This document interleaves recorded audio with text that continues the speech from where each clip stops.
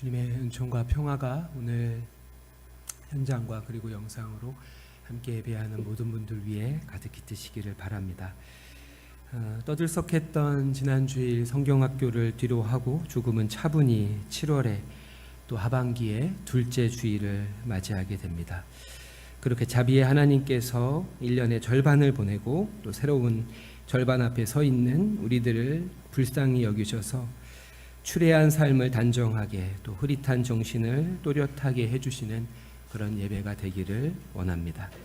오늘도 마태복음 19장 3절과 9절을 본문으로 본래라는 제목의 말씀을 잠시 나누도록 하겠습니다.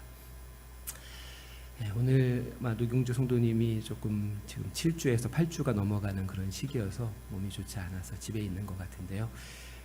또 나이가 들어서 아이를 가진 만큼 성도 여러분들께서 건강할 수 있도록 산모와 태아를 위해서 계속 기도해 주시고, 아빠 이치봉 성도님도 지치지 않고 곁에서 아내를 잘 살피고 또 하랑이를 잘 돌볼 수 있도록 기도해 주시면 감사하겠습니다.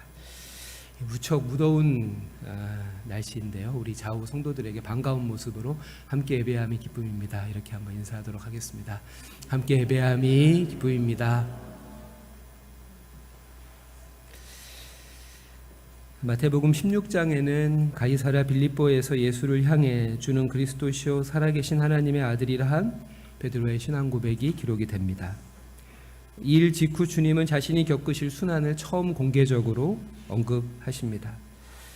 그것은 예루살렘에서 유대 지도자들에 의해서 죽임을 당할 것이라는 비극적인 예고였습니다. 그렇게 가이사랴 빌립보를 떠나 다시 갈릴리로 돌아오신 주님은 지난 2주 동안 살펴본 대로 하나님 나라와 교회에 관한 가르침을 마지막으로 그곳에서의 오랜 사역을 마무리하시고 예루살렘을 향한 걸음을 재촉하십니다. 1절입니다. 예수께서 이 말씀을 마치시고 갈릴리를 떠나 요단강 건너 유대 지경에 이르시니, 주님은 자신이 예고하신 그 고난의 잔을 받으시기 위해 예루살렘으로의 여정을 시작하십니다. 그렇게 갈릴리 사역의 중심지였던 가버나움을 떠나 베레아 지역으로 향하신 것으로 보입니다. 이는 당시 갈릴리의 순례객들이 주요 절기를 지키기 위해서 예루살렘으로 향하던 일반적인 경로입니다.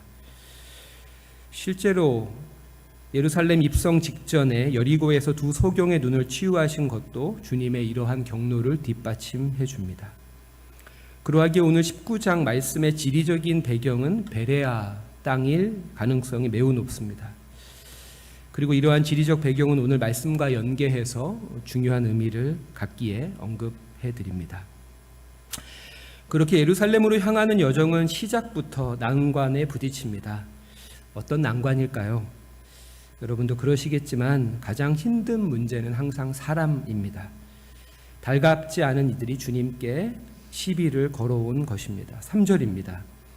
바리새인들이 예수께 나와 그를 시험하여 이르되 사람이 어떤 이유가 있으면 그 아내를 버리는 것이 옳으니까. 마태는 바리새인들의 질문, 그 이면의 의도를 정확히 간파했습니다. 시험하여, 헬라어 어원은 페란으로, 이는 예리한 송곳으로 두꺼운 가죽 뭉치를 관통하는 것을 뜻하는 단어입니다. 찌르다, 꿰뚫다라는 뜻이죠. 그리고 그 질문은 다음과 같습니다. 이번에는 세 번역으로 한번 제가 읽어보겠습니다. 무엇이든지 이유만 있으면 남편이 아내를 버려도 됩니까? 이 질문이 주님을 찌를 만큼 당혹스러운 데에는 여러 복잡한 이유들이 있습니다. 먼저 시대를 막론하고 결혼과 이혼의 문제는 항상 예민한 주제이기 때문입니다. 16세기 초 영국의 국왕이었던 헨리 8세는 아들을 낳지 못했던 왕비 캐서린과 이혼하고 평소 흠모하던 그녀의 시녀 앤 불린과 재혼하려 합니다. 하지만 당시 교황 클레멘스 7세가 이를 반대하자 헨리 8세는 1500년 동안의 로만 가톨릭과의 연합을 종식하고 영국 국교회 성공회를 설립하기에 이릅니다. 국교회의 탄생은 헨리 8세의 이혼과 연관된 사건입니다. 예수 시대의 이혼 문제 역시 단순히 종교적 윤리적인 문제를 넘어서 정치적인 사건과 얽혀 있습니다. 앞서 말씀드린 대로 지금 주님께서 바리새인과 논쟁을 시작한 이 장소는 베레아 지역입니다. 참고로 사도행전에 나오는 베레아와는 전혀 다른 지역입니다. 그리고 이 지역의 통치자는 분봉왕 헤롯 안티파스입니다. 그는 헤롯 대왕의 아들로 헤롯 대왕 사후 아버지의 영토를 분할 통치한 세 아들 중에 하나입니다. 조금 자세히 헤롯 대왕의 가계도를 살펴보면 헤롯 대왕에게는 공식적인 아내가 5이 있었고 그로부터 7명의 아들을 낳았습니다. 네 번째 아내였던 말다케와의 사이에서 안티파스, 여기에는 이제 안디바라고 써 있는데요. 안티파스가 태어났고 그가 훗날 갈릴리 베레아 지역의 분봉왕에 오르게 됩니다. 그렇게 안티파스는 나바테아 왕국의 공주였던 파사엘과 결혼했지만 헤로디아라는 여인에게 반해 파사엘과 이혼하고 재혼하려 하자 당시 유대 사회에서 크게 존경받던 선지자 세례 요한이 이를 정면으로 비판합니다. 그가 안티파스의 이혼과 특히 헤로디아와의 재혼을 반대한 데에는 헤로디아가 안티파스의 이복 형제였던 빌립 1세의 아내일 뿐 아니라 동시에 조카이기도 했기 때문입니다. 자신의 제수이자 조카와 재혼을 하려 했기 때문이죠.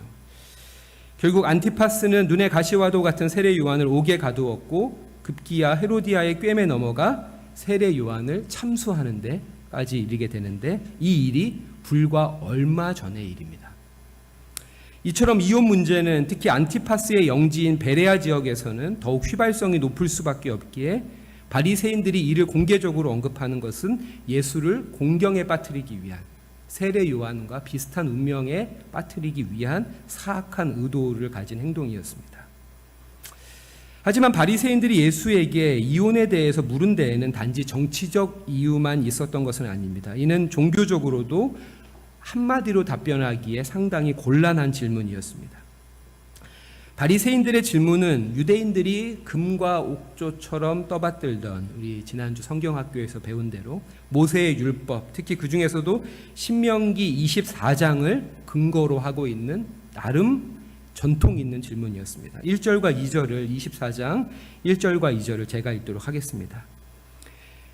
사람이 아내를 맞이하여 데려온 후에 그에게 수치되는 일이 있음을 발견하고 그를 기뻐하지 아니하면 이혼 증서를 써서 그의 손에 주고 그를 자기 집에서 내보낼 것이요 그 여자는 그의 집에서 나가서 다른 사람의 아내가 되려니와. 이처럼 모세의 율법은 제한적인 이유 아래서만 이혼을 허용했습니다. 여기서 제한적인 이유라는 것이 무엇입니까? 수치되는 일입니다. 여기서 수치로 번역된 성경 원어 에르바는 발가벗다는 뜻이기 때문에 간음하지 말라 했던 7계명을 가르치는 것이 분명합니다. 그럼에도 불구하고 당시 오직 남성들만이 율법의 해석과 적용을 독점했기 때문에 수치와 부끄러움을 불러오는 모든 것으로 이 이혼의 허용 범위를 확대 해석하기에 이릅니다. 그래서 바리새인들이 예수님께 무엇이든지 이유만 있으면 아내를 버리는 것이 합당합니까? 라고 예수께 묻고 있는 것이죠. 특히 바리새파 중에 주류를 이루던 힐레락파의 경우에는 이 수치심을 보다 폭넓게 해석을 했습니다.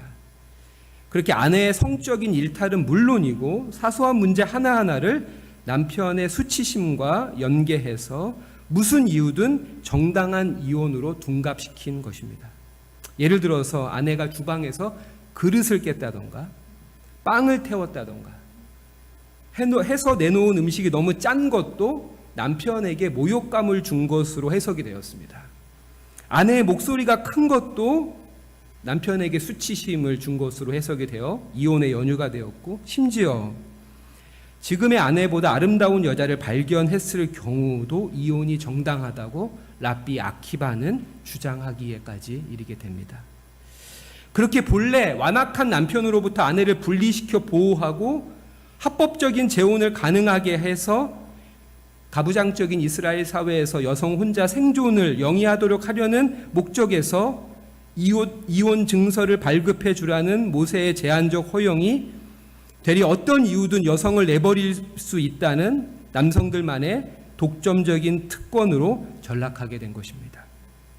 그로 인해 여성과 아내들은 남성과 남편에게 더욱 의존적으로 종속될 수밖에 없었고 그렇게 드높아진 남편의 권위와 지배는 양성 간의 불평등과 여성에 대한 폭력을 낳게 되는 등 하나님의 뜻과는 정반대되는 양상이 이스라엘 가운데 펼쳐지게 됩니다. 이러한 바리새인들의 그릇된 주장에 주님은 저들이 거론한 신명기 24장으로 답변하시지 않고 모세의 첫 저작인 창세기 1장과 2장을 인용해서 이렇게 답을 하시죠. 4절부터 6절인데요. 우리 한 절씩 교독하고 마지막 절 같이 읽어보겠습니다. 예수께서 대답하여 이르시되 사람을 지으신 이가 본래 그들을 남자와 여자로 지으시고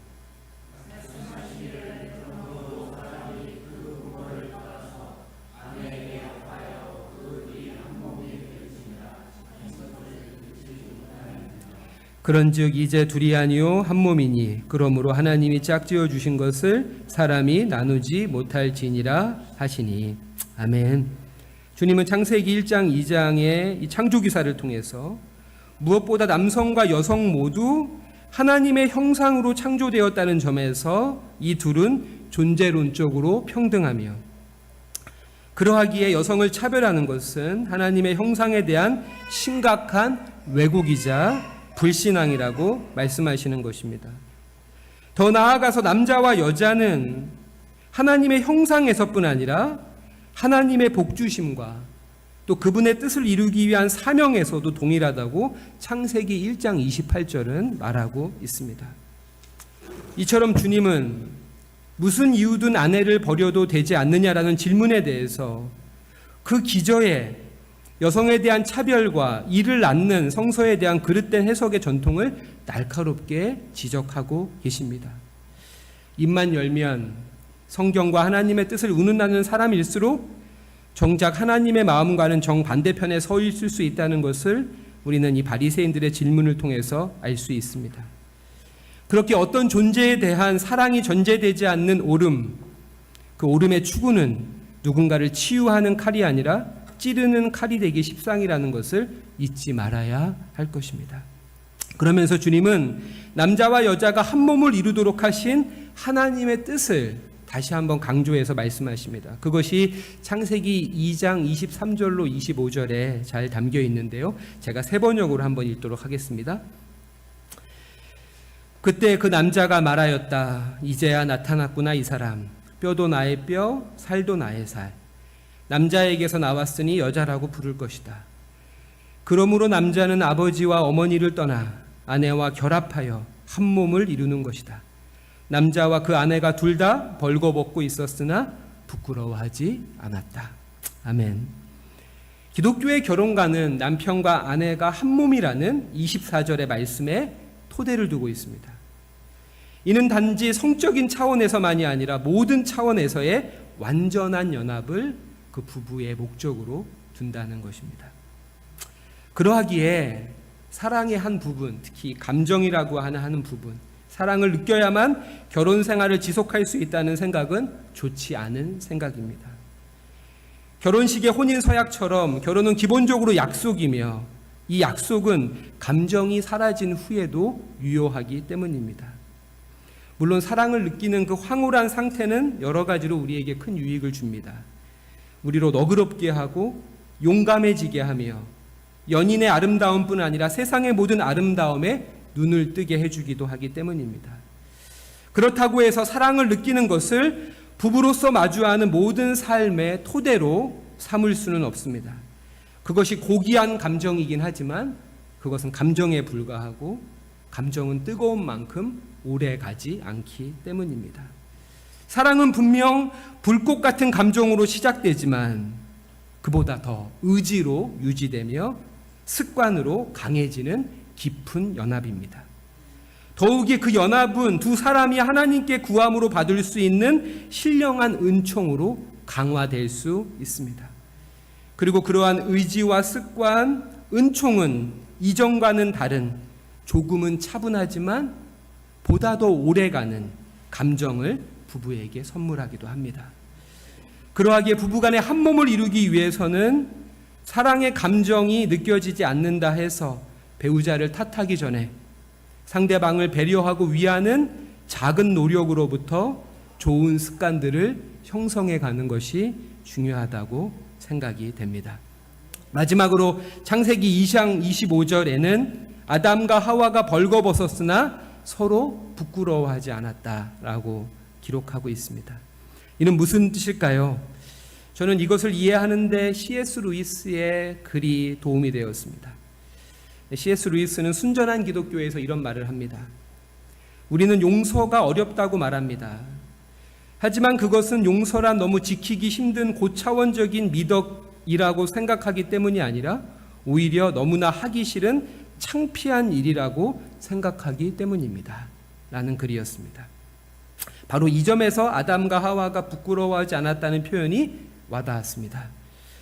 부부에게만큼은 서로 용서를 구하는 일이 창피한 일이어서는 안 됩니다. 자존심을 내려놓아야 하죠. 그렇게 새사랑 공동체 안의 모든 부부들이 누가 먼저랄 것도 없이 서로를 불쌍히 여기며 용서함으로 한 몸을 이루어 가라는 주님의 뜻을 모두가 가정에서 성취해 가시길 주님의 이름으로 축복합니다. 기도하겠습니다. 자비로우신 아버지 하나님, 지난 주일 새사랑교회 여름 성경학교를 잘 마치게 하시니 감사드립니다. 무엇보다 온 성도들이 한 마음으로 다음 세대를 향한 책임을 다하게 하시니 더욱 감사합니다. 우리 모두 한 몸 안에 부름받은 우리라는 공동체의 비전을 향해 하나된 걸음을 내딛게 하셨으니 이제는 그 걸음이 다음 세대뿐 아니라 이웃과 지역을 향하게 하시고 무엇보다 우리의 가정, 특별히 그 중심에 있는 부부에게도 가닿게 하소서.